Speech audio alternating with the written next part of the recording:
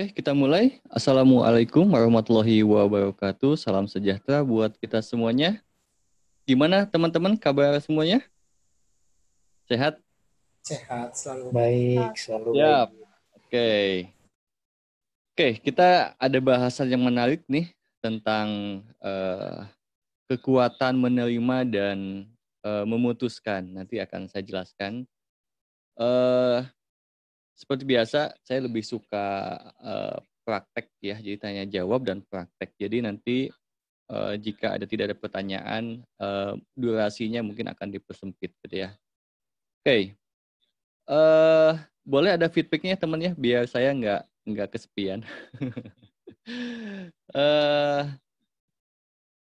Bahwa makna menerima dan memutuskan itu teman-teman maknanya tuh apa sih? Menerima dulu deh. Yang tergambar itu apa tentang menerima itu?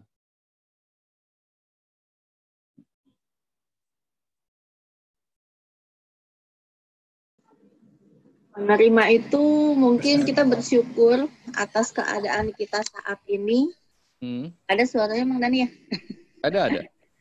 Atas keadaan kita saat ini dengan segala sesuatu yang ada di hadapan kita, dengan segala sesuatu yang ya ada saat ini gitu. Maksudnya yang hari ini, yang saat ini kita jalani itu kita terima dan kita bersyukur di situ.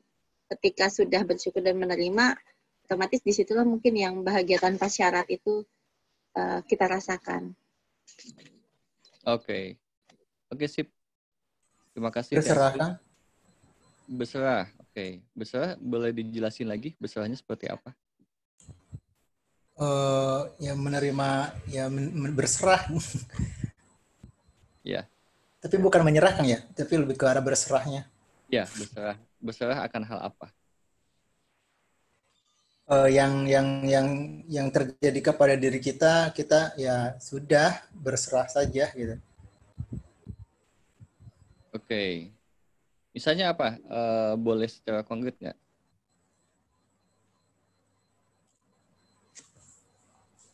Konkretnya, kalau Hello. Marina. Belum hello. Belum, oke. Biru-biru kita sama nih. Oh iya. Oke, lanjut Kang Budiman. Kang Aldi berserah ketika apa? Oh, kalau yang terjadi saya sekarang Kang ini Kang, kemarin kan saya bukan menolak ya, belum berani mengambil pekerjaan yang sekarang saya jalanin, profesi yang saya jalanin. Karena waktu itu secara keuangannya memang kurang bagus gitu Kang.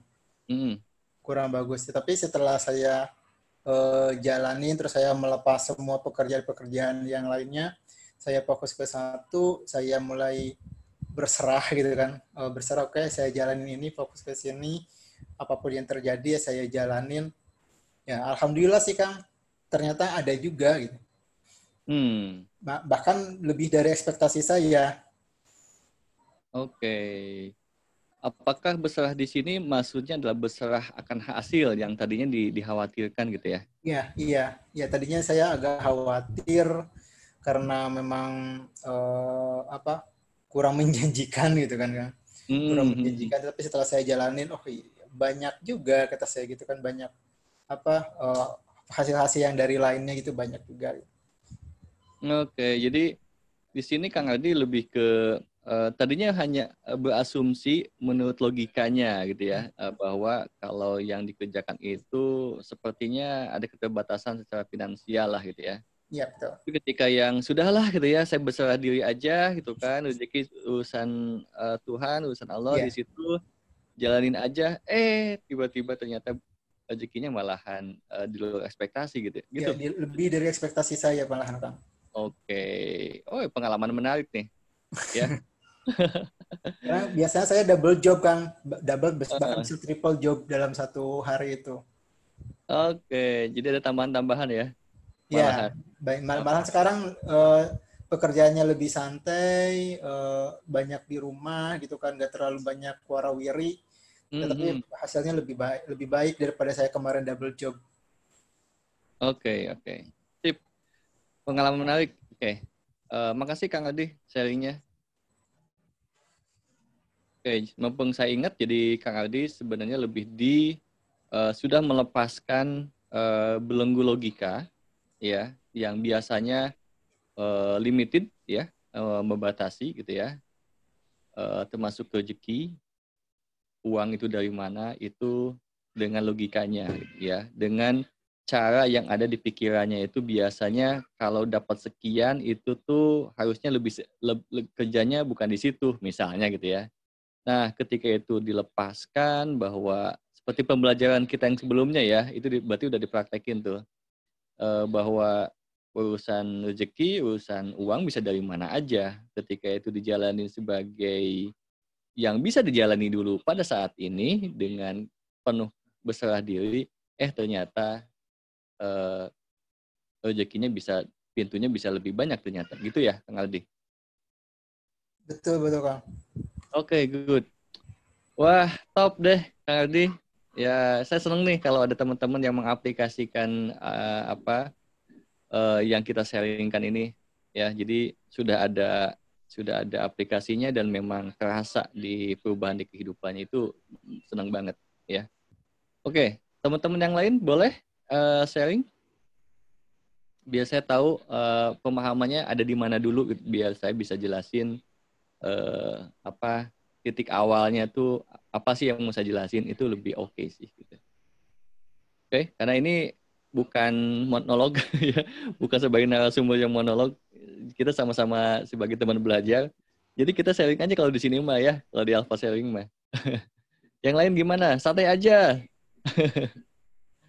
Ini Jenap ada yang nanya, Kang, katanya job di bidang apa? Oh, gitu. Iya. Apa tuh? Kalau sekarang saya fokus di dosen, Kang. Kayak ini. Sekarang saya fokus di dosen. Kalau kemarin saya pernah beberapa kali bekerja di perusahaan luar negeri, ya luar.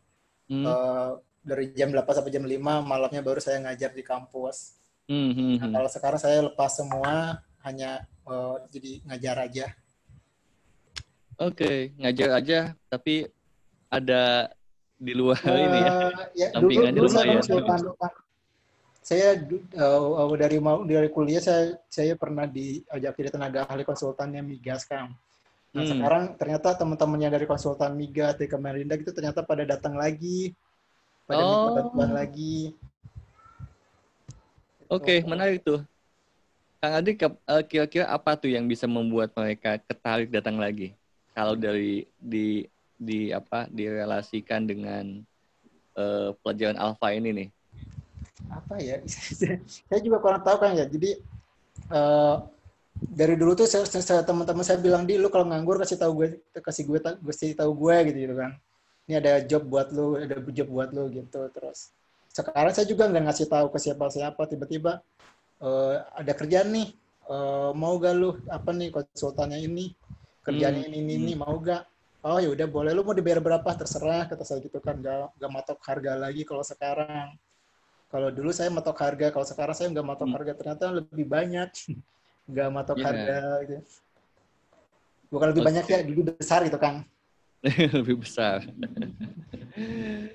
Iya, itu pengalaman banget ya. Ya, mudah-mudahan teman-teman bisa menginspirasi ya pengalaman Kang Aldi. Jadi tadi Kang Panji bilang jamnya berkurang kok malah lebih banyak, ya aneh juga ya katanya gitu ya. Ya, sebenarnya ada kunci-kuncinya yang mungkin tidak disadari sama Kang Aldi yang selama ini kita bicarakan di Alpha ya. Jadi cuma ngangeh aja ya. Kira-kira apa tuh? Teman-teman mungkin bisa jawab.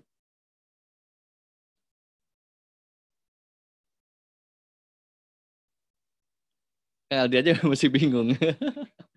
Oke, boleh saya ngehin Kang Aldi ya. Kang Aldi, pernah saya juga sharing tentang bahwa belenggu-belenggu diri itu ya, itu menghalangi rezeki.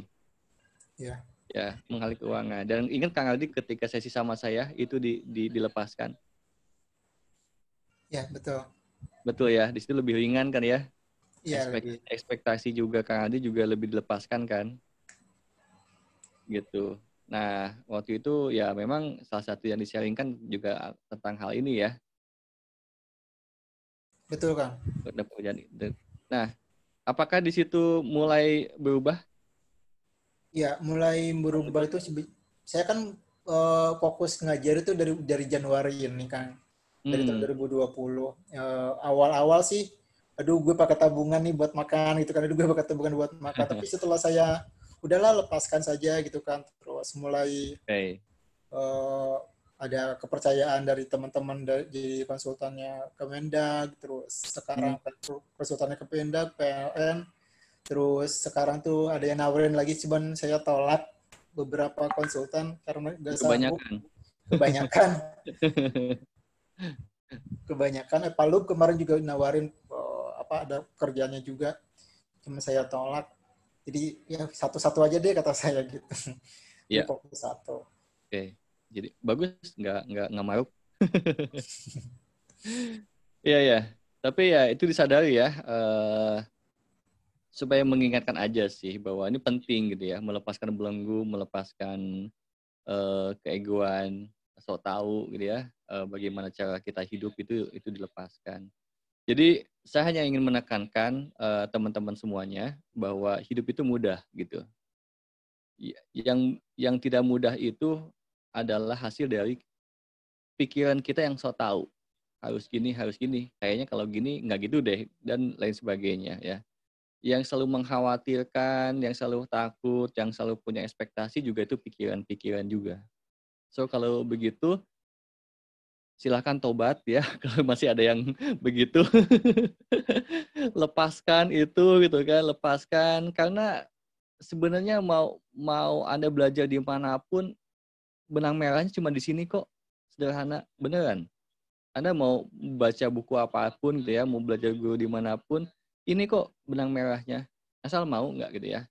Cuma karena saking terkukungnya dan terbelenggu dan terintervensinya selama ini oleh konsep-konsep ya yang dianggap benar, tapi yang dianggap benar ini memperumit hidup kita gitu ya. Itu karena hampir semua orang itu melakukannya dan dianggap benar, itu yang jadi tidak mudah untuk melepaskannya. Karena ada keraguan kan. Ingat nggak teman-teman waktu awal-awal saya bilang begini gitu ya. Itu masa sih gitu kan. Kang Panji aja masih bilang masa sih sebenarnya sekarang juga. Masa sih bisa gitu ya. Tadi kan. Jadi kayak gitu.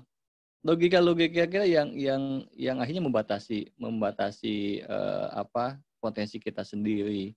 Potensi-potensi yang peluang-peluang secara tak diduga-duga ya itu juga dibatasi. Jadi semua lepaskan gitu ya. Jadi benang merahnya di sini sih sebenarnya.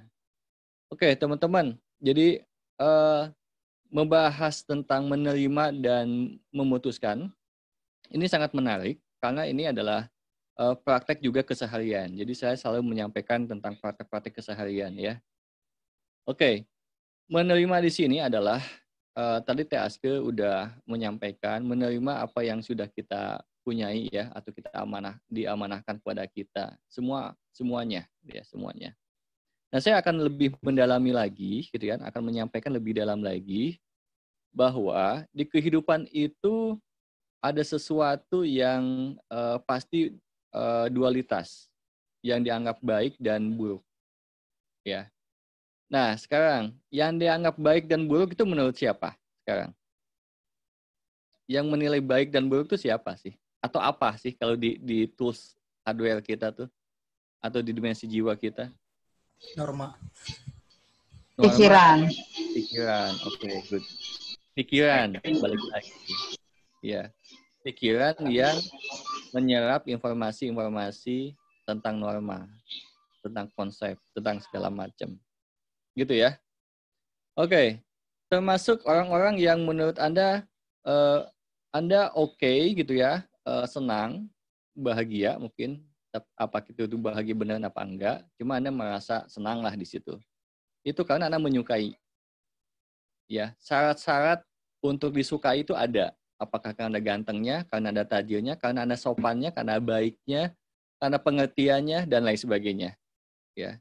Ada juga ada orang-orang yang tidak disukai. Ada ketidakteraturannya, ya. Ada yang mengabaikan Anda, ada yang mungkin mengkhianati Anda, dan lain sebagainya. Ya. Secara konsep itu hal-hal yang Anda tolak, tidak disukai. Nah, ini menariknya. Kenapa saya kasih judul kekuatan menerima dan memutuskan? Nah, kekuatan yang seperti apa ya ketika menerima itu? Yaitu kekuatan sisi keduanya, dualitasnya. Ya. Jadi bukan hanya menerima sesuatu yang disukai secara konsep yang sudah Anda ketahui, mana yang baik, mana yang bernilai, mana yang layak dihargai dan lain sebagainya. Ini juga Anda perlu menerima hal-hal yang Anda tidak sukai secara konsep. Karena konsep itu ada di mana di pikiran itu yang mengendalikan adalah ego. Ya, yang paling permukaannya adalah ego. Nah, jika ego ini masih menilai itu dan kita menjalani kehidupan itu pakai kacamata egonya ego yang belum sadar lagi ya gitu ya. Kalau yang sudah sadar sih nggak apa-apa. Yang belum sadar lagi, itu pasti Anda terjebak dengan dualitas. Ya, Anda hanya menerima sisi-sisi yang baiknya saja.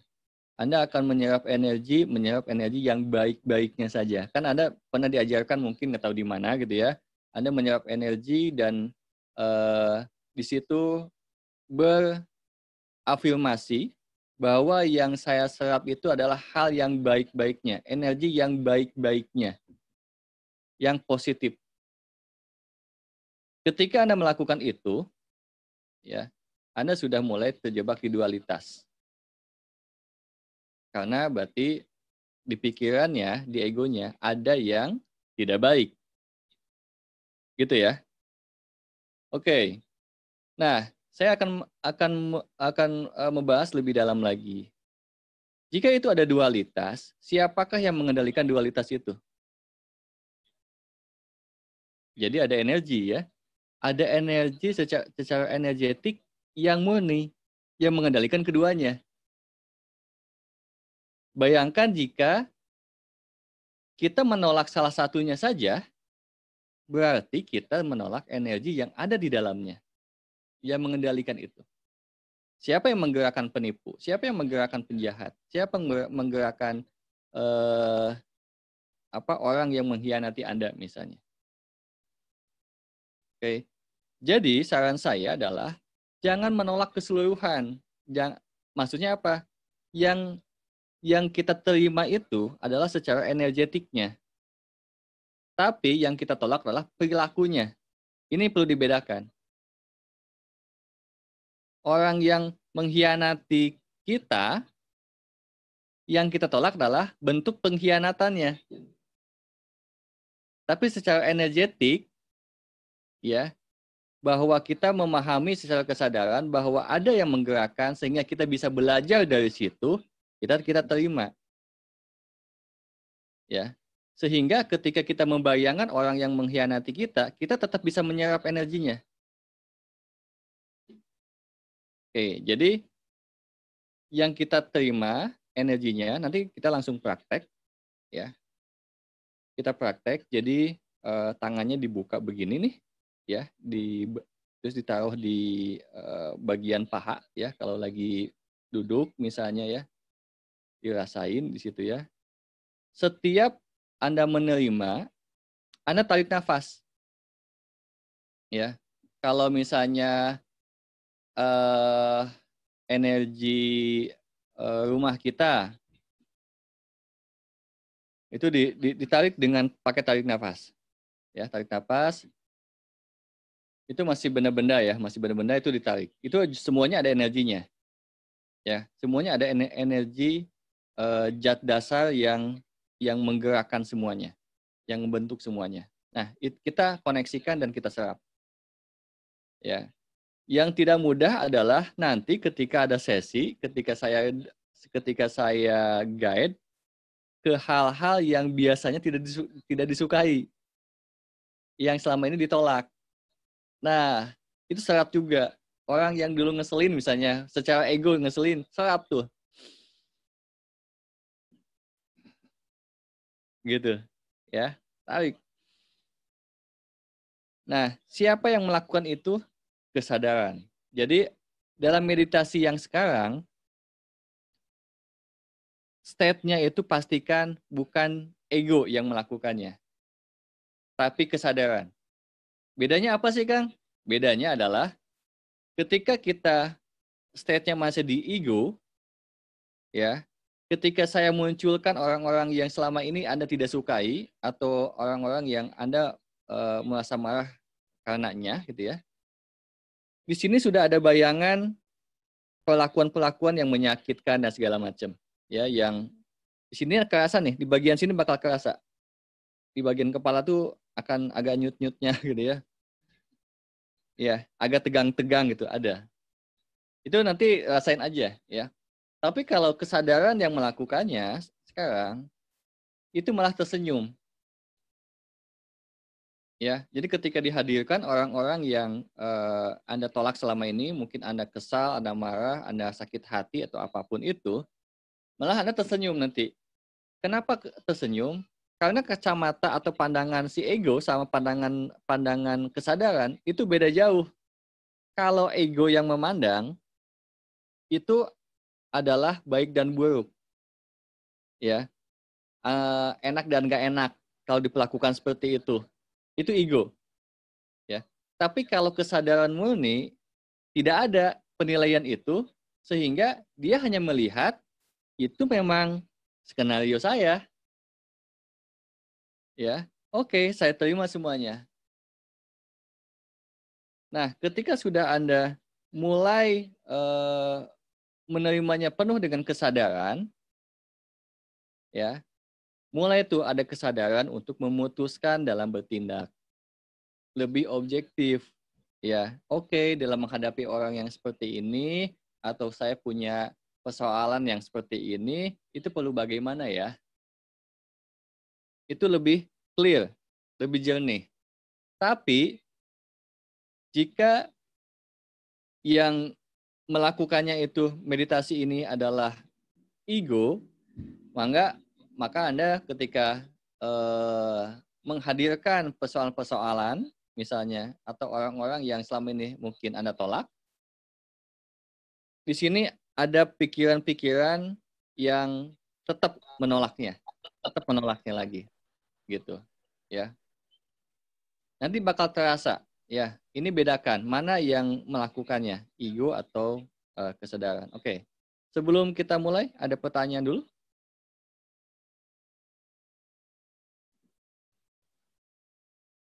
Clear? Sudah paham? Belum paham, dikit lagi. Oke. Apanya yang belum paham, Mbak Wina? Yang tadi diomongin, barusan Kang Dani omongin, belum paham. Jangan-jangan nggak fokus. Kurang fokus barusan. Oke. Jadi ada dua nanti, pastikan ketika melakukan meditasi menerima dan memutuskan itu, ya, itu adalah state kesadaran, bukan ego. Bedanya indikatornya adalah kalau ego yang melakukannya, ketika dihadirkan orangnya atau kejadian itu, misalnya kejadian ya kejadian yang tidak mengenakan lah ya, menurut ego lah ya, menurut ego, ketika dihadirkan ya, itu susah menerimanya. Jadi kayak susah gitu kan. Terus ada kimia tubuh yang terasa di bagian kepala itu bereaksi dan tegang. Itu berarti ego. Tapi kalau kesadaran, indikatornya adalah lempeng aja, karena menyadari bahwa semuanya pembelajaran gitu. Semuanya adalah skenarionya dan itu kehidupan saya. Sehingga utuh hidup kita tuh, utuh terima gitu, seutuhnya. Bisa diterima, Mbak Wina? Bisa. Oke. Jadi kalau dulu tuh pernah meditasi tuh kalau sampai nangis berarti itu ego ya. Ya. masih Iya, belum iya. normal gitu ya. Ya. Karena Pantesan sekarang mah lempeng aja nggak pernah nangis juga. iya iya. Kalau di Oke. yang sekarang, kalau sudah ada di si Alfa sendiri, itu sebenarnya nangisnya tuh bukan karena sedih atau bukan karena sakit hati perlakuan orang lain misalnya.